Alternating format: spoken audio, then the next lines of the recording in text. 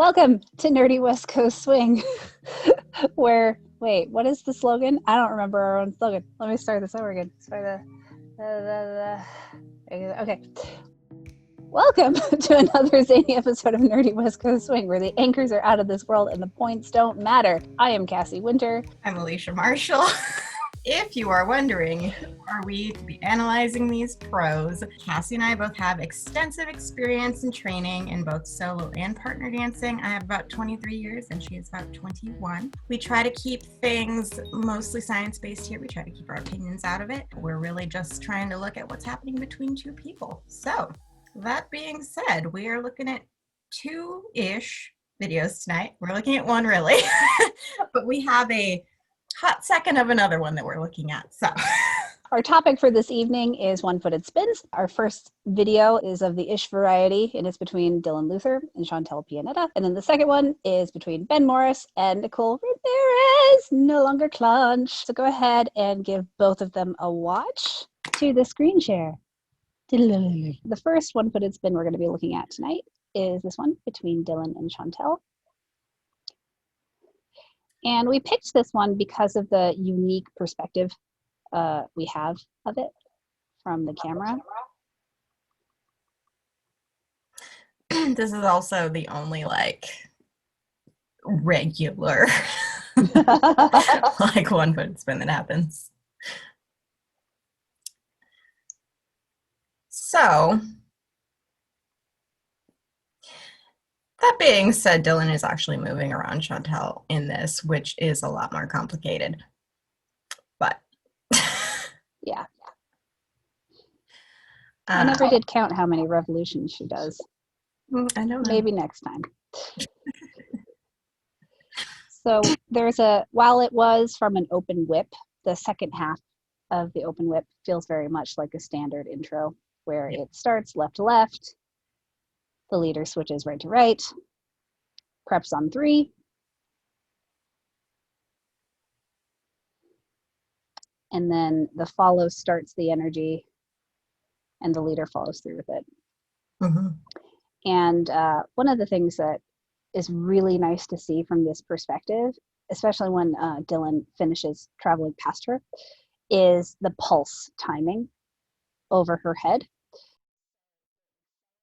It accelerates as it moves across to the left, but then as it moves back to the right, it slows down. So it accelerates here, slows down. Accelerates here, slows down. And that pulse timing is really important. Mm-hmm. Very important. Taking a peek at Chantelle. So a couple things I want to point out. As we go into this prep here, her hand is directly up over her foot as she's planting.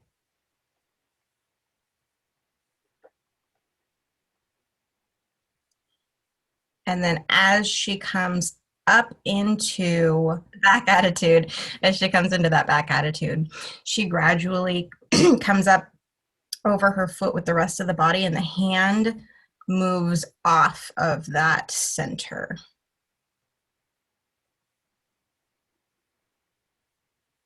And you can see that her upper body is following through and coming up on top of the foot.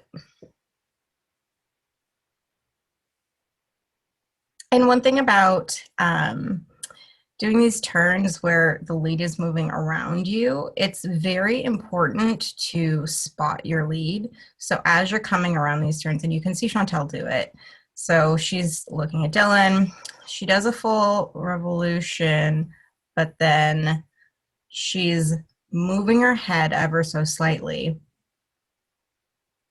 And so she's not just doing a full revolution with the spot of her head. It's going like 1 1/4-ish, which is not a accurate, it varies each time depending on how much the lead is moving. But, you're not going to have just one revolution if there is the lead moving around you. And the other thing with that is that the direction of the pulse is changing. So the frame that you have with that is a little bit different as well, because you're not quite connecting in the same spot every time. Just like Cassie was saying with that pulsing, like it's a very important piece. So like in theory, that pulsing is going to be changing ever so slightly as he moves around her, like the direction that it's going. Yeah, and that's something to consider as a leader, because I know personally, I really enjoy trying to keep the pulse in the same spot, even if I'm traveling around the follow, because that makes their job easier. So what Dillon is doing is he's maintaining the pulse on the push away as he extends his arm. And so the pulse is always when his arm reaches full extension in this. So it's moving, like you said, and Chantelle is having to adjust to that. Mm-hmm. But the other option as a leader is to change the pulse relative to your body. So that way it can stay the same relative to the follow's body and make their job easier. Mm-hmm. And then there were a couple of things I wanted to point out, particularly the handhold, because Chantelle does a really excellent job of creating this outward connection. So she's slightly broken at the wrist and her fingers are curled. I know Tatiana tends to teach a more extreme break at the wrist in this direction. Mm-hmm. I tend to say it's whatever is comfortable for your wrist, because feeling sturdy and secure is really important. But having that where the palm is facing away from you and your pinky is closer to your forearm than your thumb is, and having your fingers curled, that allows for a really secure hook for the leader's fingers to fit in. So that way you're not losing connection partway through every rotation. And then lastly, I wanted to just draw lines of Chantelle's balance here, because she's changing it as she comes into so what's happening is at the very beginning, as she's setting, she's coming into a more open position where she has her leg in a back attitude. And so that's a more open position where there's more weight on the back end. So behind you, right? So that's going to require you to shift more forward to balance that. And you can really see that here. She's not doing it so much with her entire body. So like her head isn't moving, past her foot. Her head is pretty much still on top of her foot for the most part. It's more the hips that are adjusting for it.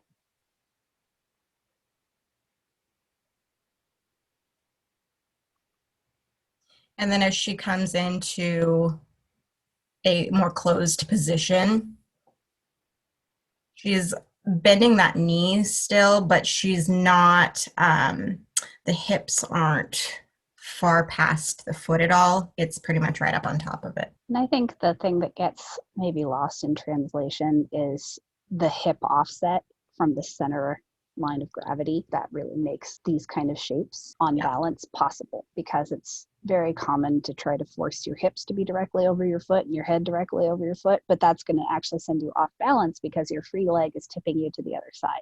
So you need to allow yourself, in whichever position you're in, to actually allow your hips to not necessarily be directly over your feet. Right. Yeah. So one thing that we're seeing here that we won't see as much in the next video that we look at is how pliable, malleable, whatever word you want to use, frame is. And that's because of the shapes that she's choosing to go for. So because she is fairly easily balanced and not in a extreme position of any sort, except for at this very beginning with the back attitude, like her frame can be a little bit softer and allow her to still connect correctly. But we'll see in the next video, it's going to be a little bit different with the different shapes that are happening. And, you know, in theory, like your frame should be a little bit soft. It should not be extremely like set in one spot when you're just going for like a regular one-footed turn. And I really appreciate how Dillon arcs the frame down and brings her hand into his space by bending his right elbow a lot. So that allowed her to maintain an extended frame even while it was changing in height. So that allowed this transition to an anchor to go much more smoothly. It's really important as a leader that this motion of bringing the arm down is an arc, not only in two-dimensional space, but in three-dimensional space. Yeah. So that way the follow's arm can stay the same length relative to their body afterwards. That's the only way they'll be able to stay connected to you and safe. Right. If there is a change, it is doable to stay connected, but it's a lot harder for the follow. And if they're not like prepared for it necessarily, it's going to throw them off balance. Yeah. And if you are ever leading a one-footed spin and a follow falls out of their spin for any reason, make sure to give them the time and the space to recover. Yeah. Instead of trying to lead something to cover for it. Mm-hmm. That actually exacerbates the problem because they're off balance. So if you add even more variables to the mix, they're going to have a harder time recovering. Right. You need to remove external variables so that way they can recover. And you'll know if they need you to support their weight. Like if you need to grab their ribs or their hips to support them, you'll know because those are pretty extreme circumstances. Otherwise, it's better to err on the side of letting go or dissolving the connection in the hand and just touching hands than it is to try to add something to the situation to cover up the fact that they fell over. Yeah. And you know, like a lot of follows will come out of something before they are like completely out of control. Like if they start feeling themselves losing control, they will come out at a point where they can still recover themselves. Yes. All right, so this first one is actually a bit of a fake out. It's a standard prep for a one-footed spin, but then it transitions into, did we call it a squat? Nicole gets very close to the floor. That's what happens. Wait, does she not? Yes, she does. Okay, it's just in slow motion. I'm like, am I lying to myself? But anyways, back to the beginning. I really appreciate the timing of the prep and then the release of the prep that Ben does. So he changes hands on 2. He sets a compression prep on 3, and then his hand doesn't travel through space. It stays there, and he allows Nicole to come around before he changes the height or the position of the hand. And that's the way I prefer to dance a one-footed spin, both as a leader and as a follower. And that's also the way I prefer to teach it, because it gives the follow a really stable point in space from which to have a resisted release of their right shoulder and chest muscles. And then they are able to release that tension into a rotation, and then the leader follows through with it. And so it's about taking turns. The leader sets it up, the follow then initiates the turn by releasing all that tension across their shoulder, and then the leader then continues the momentum that the follow generated on their own. A lot of times you will hear that being taught as at least for follows, as saying that the follow powers the first turn on their own. And it's something, the way you can tell in your right hand as a leader, when you start moving it again, it's when the direction of the compression starts changing. So the follow comes into your right hand. The pounds per square inch grows as the follow does this resisted release into this position. And there's this lag moment right here where the momentum of releasing that energy needs to build up. And then as soon as right around here, you'll feel the follow's hand trying to leave yours because they've gained enough momentum. And it's that moment when if you were to not move, their hand would leave yours. That's when you want to start following through with it and helping with the rotations and start pulsing the lead of the turn. If you do it before then, and they're the kind of follow that likes initiating their own first turn, you actually have the possibility of tearing their shoulder because of the way they're engaging the muscles across their shoulder and chest.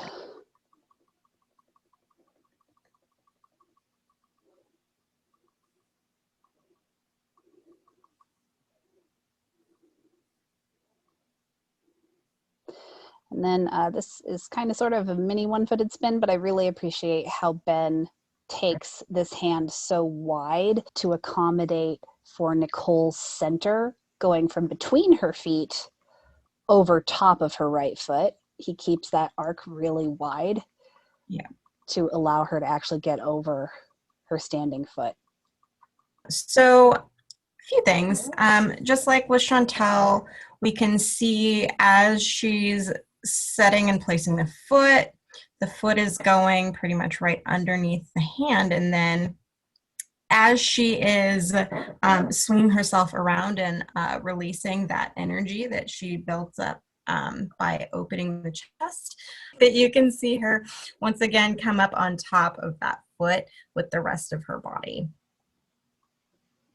And that's really why leads need to not start moving their hands immediately, because the follow does need time to get up over her own foot to start turning. If there's not enough time for her to balance, then, you know, it's not going to end up in a turn that is one-footed a lot of times. A lot of times you'll see that end up in a turn that looks like it should be a 1 foot, but is 2.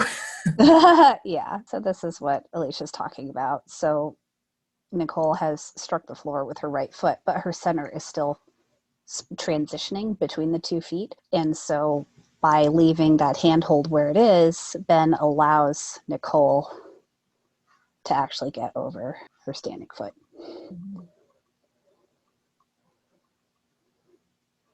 The end of this, where she comes down into like that squatted 1 foot. So as she comes down here, what's important is that she is basically sitting on top of that foot that is in that flexed position. So even though you can see that she does have her left foot touching the ground, there's not much weight on it. It's mostly there for an extra balance point, just because of the positioning is just a little hard to like come into a back attitude like with Chantelle. So that's kind of a shape that a lot of follows will go for, is that like back attitude when they go down into it, like a squatted 1 foot like that. But that is very hard if you are not like really, really centered. And there's quite a bit of extra movement happening here, which is why Nicole is not releasing that foot. However, there's really not weight on it, and there shouldn't be. She wouldn't be turning if there was, really. Yep. Until, that is, she brings it up underneath her center. So up until she pulls it in, then you can see she transitions to weight being on both feet.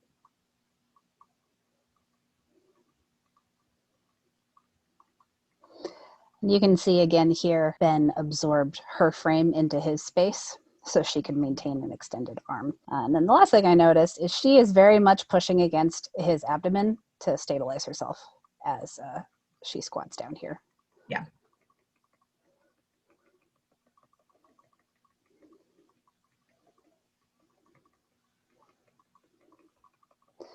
I'm trying to decide how much I want to talk about the crossed swords connection of their wrists. I know. Because there's a lot that can be said about that.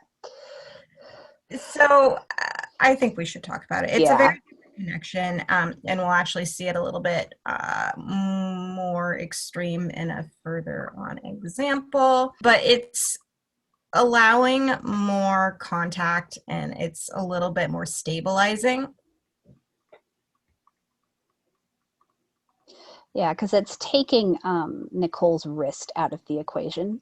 So that makes her frame feel more stable because Ben is basically stirring her forearm instead of the hand once they transition right through here. And I think the reason why he ends up doing a kind of halo that's at an angle is because of how pitched forward he is. Yeah. He doesn't quite have the balance to keep the arc over her head level. And that's just a note. Like, it's not necessarily bad to have it at this angle. I just want it to be really clear that the more angled the halo is over a follow's head, the more they are having to do to compensate to maintain their balance. Right. Which is why going into that different handhold is helpful if that is going to be the case. Yeah. Because it adds more area to kind of connect into and balance yourself with for the follow. Yeah. And it just takes a joint out of the equation, so there's less to think about. Because Nicole is both having to raise and lower her hand through that arc. And man, the skill level for her to maintain her balance through this just blows my mind. Well, and you can see that's why she's even pulling that foot in. Yeah. Because once we kind of get going here and that arm goes through that angled. Yeah. It comes a little too close to him and close to the floor, and she is off kilter for a second and brings her feet in to stabilize herself. All right. Do you like the freeze frame I chose to start this one? It's good.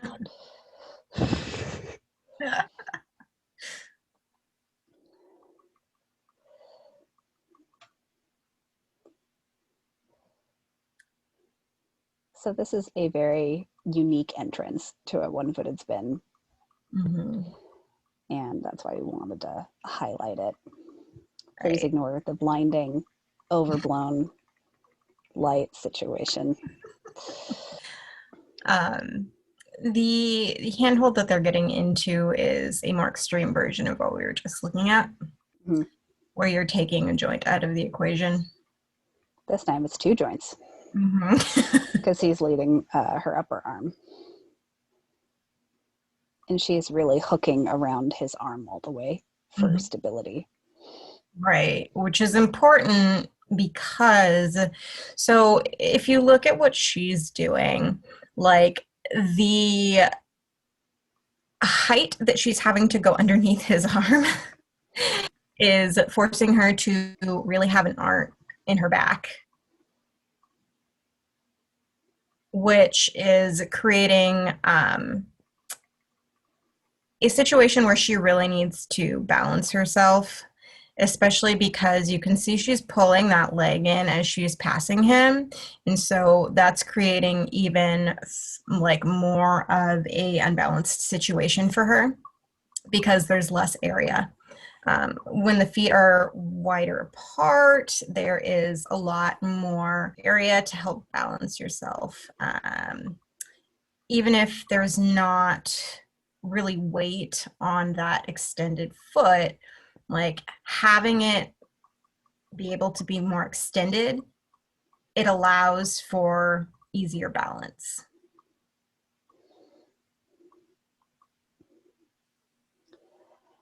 Then I want to mention, as we've mentioned in the previous two examples, how important it is for the leader to allow the space for the follow to go from split weight to over top of their foot. So you'll see that Ben takes Nicole's right elbow down the slot and off to the rail, and that's what allows her comfortably in contra body to get over her standing foot.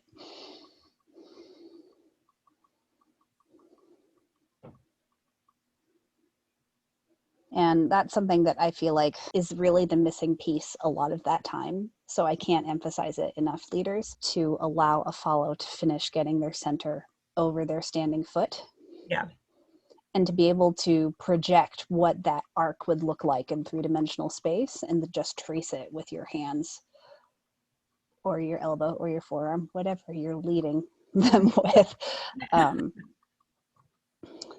But like, for instance, if Ben were to just take this connection right here and just send it directly perpendicular off the slot and then back towards her, she would have to compensate in a number of ways, and it wouldn't end up being a one-footed spin in the way that you intended.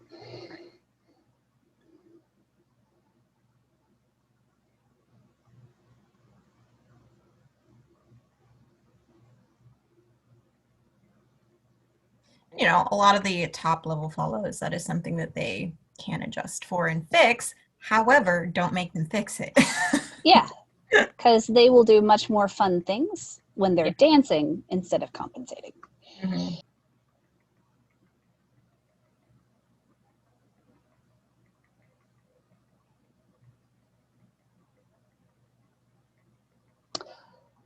So I think, tell me if this is what you suspect too, that what is causing her to get in that extreme back bend is he's traveling around her just a little too fast for her rate of rotation. Yeah. So she's getting pulled ever to the screen right over and over again, just because he's traveling just a little too fast. Yeah.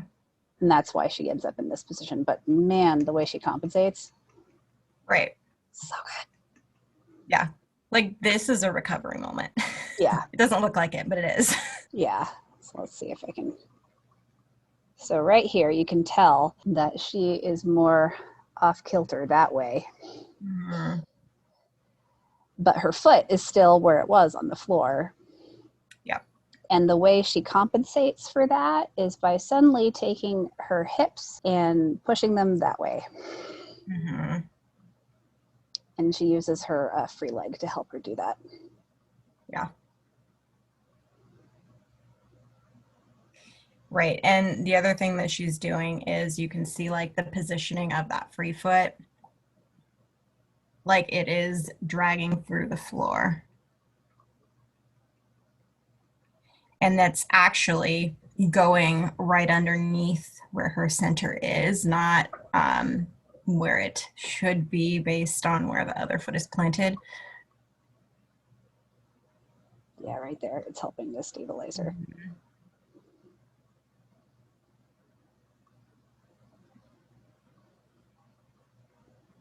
And so because of that, what she's doing is she's releasing that foot out because she's so far like towards Ben with her upper body. She's releasing that foot out as soon as she can to counterbalance herself. And that's why she gets into, this position right here where she is like flat and both sides are fairly extended.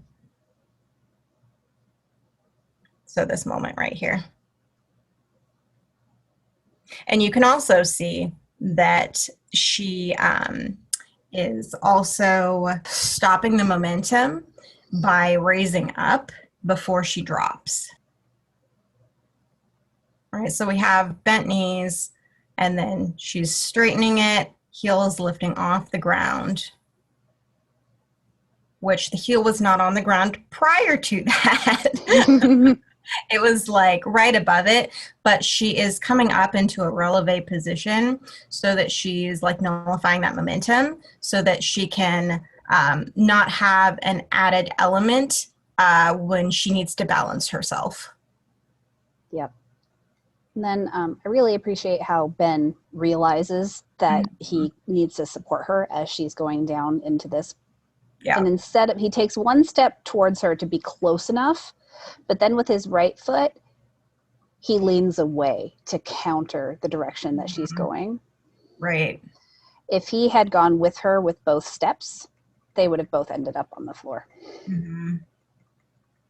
Like, she probably would have been fine, but he would have fell on top of her, and then she would have fallen down because gravity. But, yeah. Wouldn't have ended up well. Good times. The other thing I want to point out is where their hands end up at. So as she's coming through here, she's in a position where she's not being supported really by Ben because his arm is up over her arm, or his hand is up over her arm, excuse me. Mm-hmm. And her arm is like reaching around his. So it's moving, right? So it's moving to the outside and she's moving back, right? So she doesn't actually have a point to really support herself until right about here. Yep. So he hooks because he can see that she's going back. He hooks his arm further back around so that there's an actual point of like resistance for her. Yep. And his hand is very close to the shoulder joint. Mm-hmm. If his hand were closer to her elbow, she would not feel as stable. Right.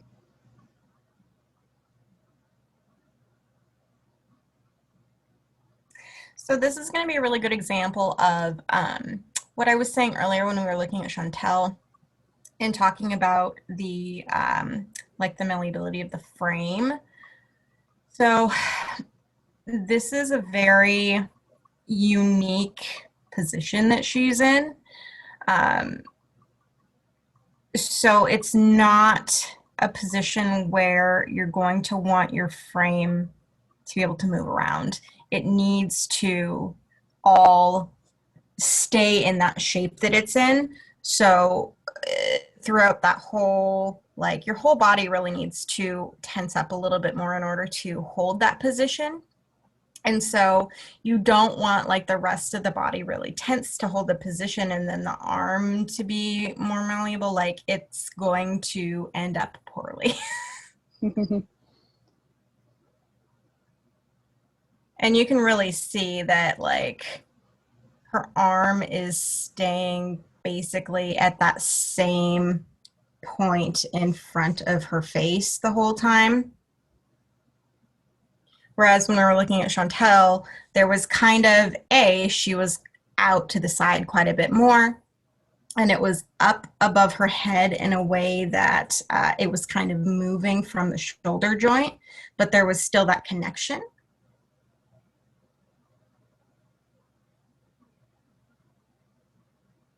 Oh, I just noticed something I want to point out because this is really important. Nicole is in such a beautiful shape right here, and Ben wants to allow her the space to maintain it. So he allows her frame to really come into his space. He's like he retracts his head to make room for it. Instead of making her change, he's the one that made the space. Just retract. Just like, it's an important skill, neck retraction. You heard it here first. Do the chicken. The best way to not get elbowed in the face. Yep. But yeah, I appreciate that so much because it's such a tendency for leaders to keep your hands, like there's a buffer between your face and the space your hands pass through.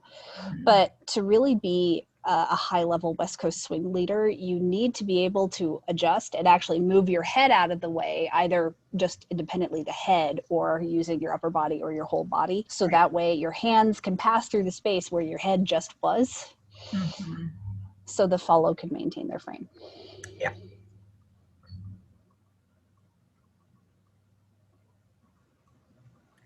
And something I want to say about this particular spin is it's almost more of a, I don't want to say a drag, but a drag in terms of like how on the outside of that connection. So like when that pulse is away, it's pulsing her out, but then the coming back in, it's a little bit more of like he's dragging her more so than like if we're in a normal position.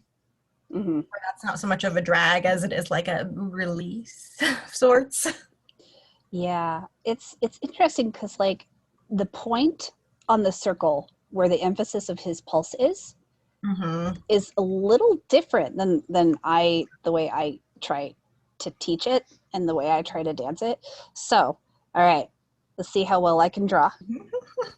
This is going to be interesting. All right, so bird's eye view, people. Bird's eye view. This is my head. This is the follow's head. And then here, I'll use a different color for the arc around the follow's head. So that's the arc of the hands around the follow's head to create the spin. I'm used to putting the emphasis on the pulse where the speed happens and then it relaxes afterwards. I'm used to putting it here, basically directly across the slot from where my right shoulder is. So just like straight off. Whereas Ben, okay, he is putting it, he's also in a different handhold. Yay. But he is putting it further past center. So much angst in that statement. So much angst. I know. I'm just like, oh man, wrong. I started wrong. So, leader's head, follower's head, circle around, because now we're dealing with the leader's left shoulder. Mm-hmm. Left shoulder. This is where I would normally put it, and the direction of the spin is going that way. Mm-hmm. So this is where I would normally put the emphasis of the pulse, but he's putting it over here at like 11 o'clock. And because the energy is like accelerating through here and keeps accelerating to this point and then dissipates, that is what's slowly shifting her balance screen right. And that's why she actually ends up falling screen right. Basically, the whole time Alicia was saying very lovely things about Nicole, I was like, what is causing her to fall over? Because I don't understand. And then I figured out, oh, it's where the emphasis of the pulse is. Because that is slowly, and you can see right here, she's getting really put into that part of the arc of the lead of the turn. Yeah, over and over and over again, and it's slowly lilting her to the side. Huzzah! There, that's the, it looks like some demonic Mike Wazowskis. Am I wrong? No. Erin said you think he's accelerating towards that accent instead of dissipating? Yeah. So that's how the pulse works. On the first half, while you're extending your arm, is the emphasis. And then when your arm as a leader comes back towards you and goes across your own face, that's the dissipation. Mm-hmm. That's usually, I pretty much say always, the order of operations. Yeah. But where on the circle you place the emphasis is different. Right. I know it is possible to put the emphasis towards you, so you're using pulling motion to create the pulse, and then letting it relax as you extend your arm. So it is technically possible to do it both ways, but usually the standard way is when you're using the muscles of your arm to push your arm away from you. That's the acceleration, and then the deceleration happens when your arm is coming back towards you. And usually you just want it 50-50. Well, so, and I also think that because this is a very unique turn that they're doing, it's an inside, it's not a normal outside, and so on those inside turns it's a very different situation. Plus the fact that she's shaping the way that she is, it makes it a very different situation than a normal one-footed spin. If I were in this situation, the choice I would make is to put the emphasis of the pulse right here as it goes across my face. That's the choice I would make. And I would actually use my waist muscles to make that happen. Less of my shoulder.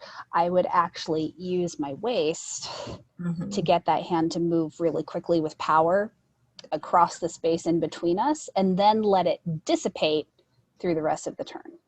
Right. That's the choice I would make. But again, this is dancing where you make your own choices because you're an individual. Yada, yada, yada. I was just curious to see what I think caused Nicole to slowly fall over. And I think it's where the emphasis on the pulse was. Well, and he's also moving. He is. He's doing the baby shimmy. He is. He starts out in a very narrow foot position, though, which means that he can't use the base. Like, he can't use like his waist as much to really put any emphasis into that. Yeah.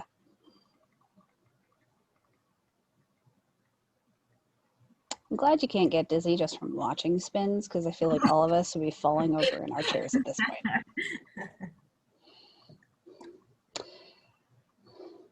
And satisfying dip with hair flip. Yes. Was there anything else you wanted to say about I don't think that so. one? I think we're good. All right. Last one. The ever so fabulous leader's one-footed spin. And this is one of the things Ben does an excellent job at. He's like the king of that pattern. Although his choice afterwards was a little questionable. But if we keep going, this is fun, so we'll share. Watch Christopher Dumond in the back. Right there.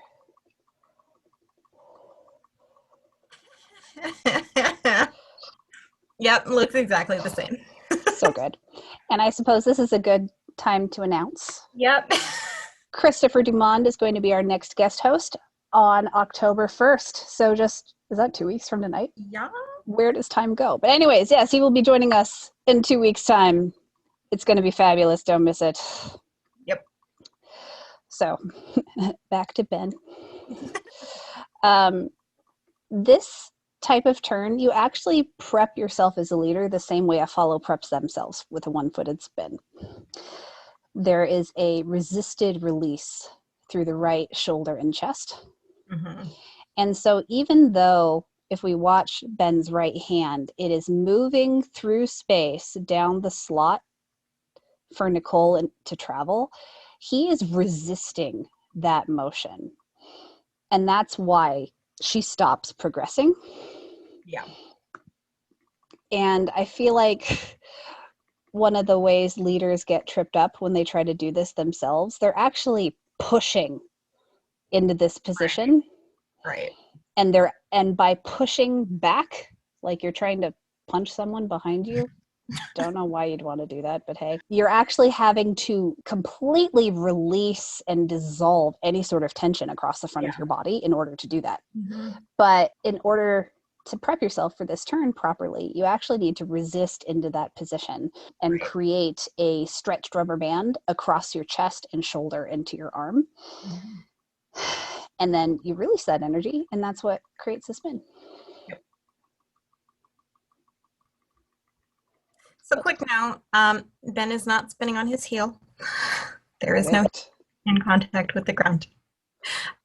Although he is not as far up on his onto releve as you will see some follows do. But he is not weighted onto his heel. He is so as he's building up that energy, he is weighted back on that heel. But as he releases and swings that left leg around, then he is setting his weight forward and off that heel.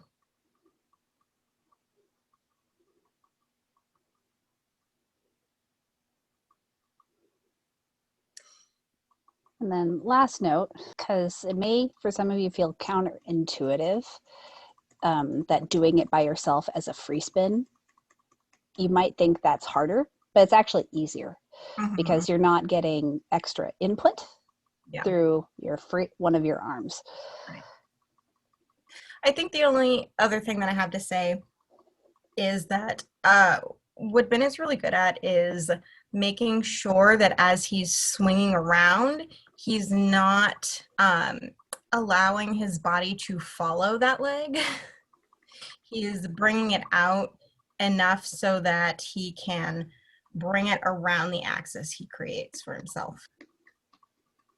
Because a lot of times what will happen is if you have too much energy as you're prepping into it, you can, as you swing that leg out, it will almost bring you off balance of where you want to be, because there's just so much weight headed in one direction from that foot. Yep.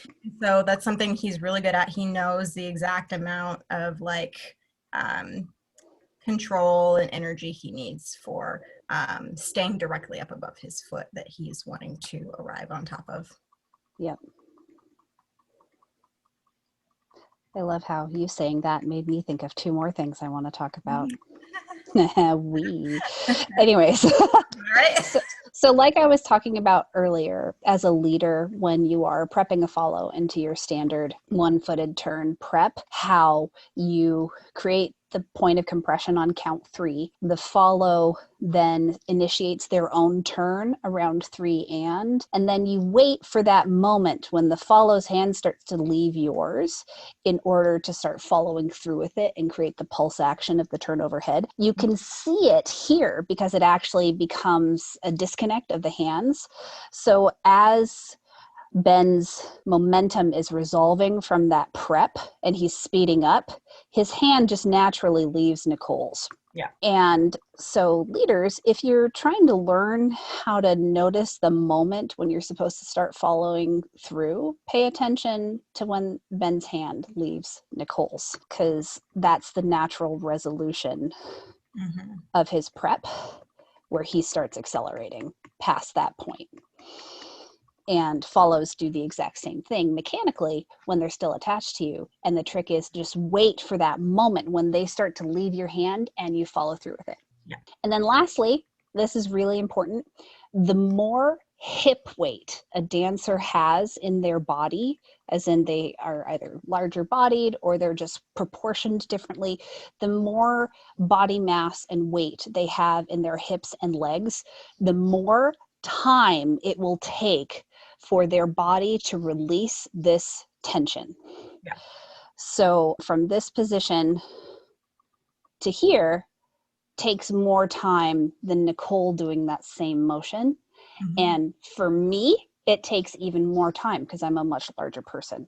And so that will mean that you might not necessarily be quote unquote on time with your very first pulse, but that's okay. It's the second pulse and onward that really matters to be on time with the music. It's much more important to allow your partner's hip weight to resolve before you start pulsing the turn over their heads. I think the last thing that I wanted to say was, if you watch what Ben's doing with his free leg, he's not swinging it around. It's very controlled.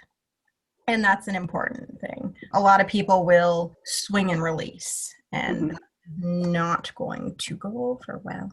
Yep. All righty. Well, I think that's all for today. Yeah. Thank you all so much for joining us. We'll be back next week. And then the week after, we will have Christopher Dumond with us. Yep. Very excited. Good night, guys. Thanks for joining. My cats are attacking each other. Cassie has links for those. I do. Sorry, my cats were very exciting there for a little bit.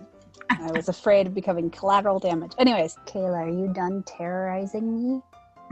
I couldn't find a satisfying twinkle sound effect for the replay last week. It was quite disheartening.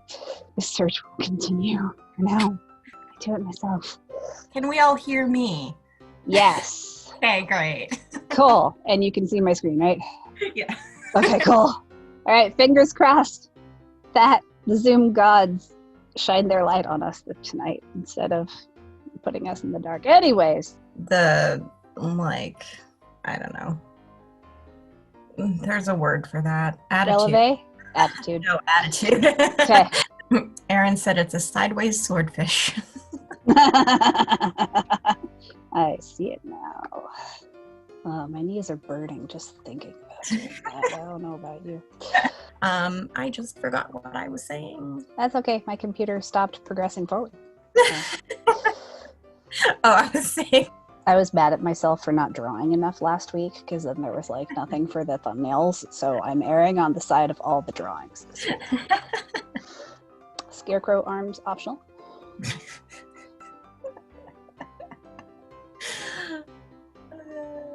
This is also optional. Yes. Yeah. I think I crammed good 6 soap boxes in there. How about you? Thank you, Zoom gods, for allowing tonight to be quote unquote normal.